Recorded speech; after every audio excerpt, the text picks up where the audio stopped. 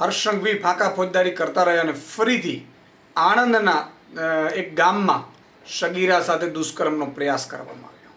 એ જ્યારે ગરબા રમીને પરત ફરી રહી હતી ત્યારે આણંદની 16 વર્ષની સગીરા પર 3 યુવકોએ દારૂ પીવડાવીને દુષ્કર્મનો પ્રયાસ કર્યો. દારૂ ક્યાંથી આવ્યો? દુષ્કર્મનો પ્રયાસ થઈ રહ્યો છે, સતત આવી ઘટનાઓ ઘટી રહી છે.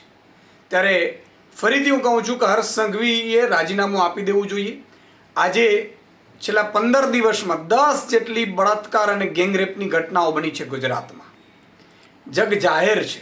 ત્યારે આજે આમ આદમી પાર્ટીએ તમામ જિલ્લાઓમાં આવેદનપત્ર આપ્યું છે, તમામ જિલ્લાઓમાં વિરોધ કર્યો છે. ઘણી જગ્યાએ આવેદનપત્રો અટકાવ્યા તો આમ આદમી પાર્ટીની મહિલાઓને ફરીથી હર્ષ સંઘવીની પોલીસે પકડી અને એને અટકાયત કરી છે. શરમ આવવી જોઈએ. ત્યારે આમ આદમી પાર્ટી છે એ મહિલાઓના અવાજ માટે અવાજ સતત ઉઠાવતી રહેશે.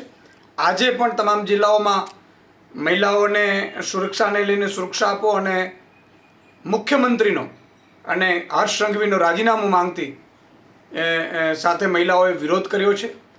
આગામી 2-3 દિવસમાં જ ફરીથી પ્રદેશ લેવલે પણ આમ આદમી પાર્ટી જે મહિલાઓ અસુરક્ષિત છે, સુરક્ષા મળતી નથી અથવા સુરક્ષા ચાહીને આપવામાં નથી આવતી, અને હર્ષ સંઘવી જ્યારથી ફાંકા ફોજદારીએ શરૂ કરી છે ત્યારથી બળાત્કારના કિસ્સાઓ વધતા રહ્યા છે. એના વિરોધમાં દાહોદની ઘટના હોય, વડોદરાની ઘટના હોય, આજે આણંદની થઈ, મોડાસાની, મહેસાણાની, ભુજની, આટકોટની, સુરેન્દ્રનગરની કેટલી બાળાઓ પીખાઈ ગઈ છે હમણાં.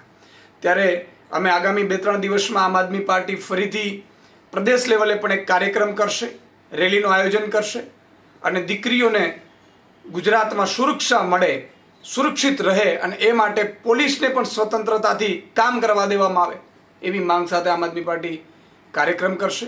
આજે ફરીથી એક જ દુઃખદ ઘટના ઘટી કે એક 16 વર્ષની બાળકી પીંખાતા રહી ગઈ, પણ દારૂ પીવડાવી અને આજે નરાધમોએ જે કૃત્ય કરવાનો પ્રયાસ કર્યો છે ખરેખર જઘન્ય છે, માફ કરી શકાય એમ નથી. અને આમ આદમી પાર્ટી આનો દરેક મહિલાઓનો અવાજ બનશે અને દરેક દીકરી સુરક્ષિત મહેસૂસ કરે એવી લડત આમ આદમી પાર્ટી આગામી સમયમાં ઉપાડશે. જય હિન્દ, જય ભારત.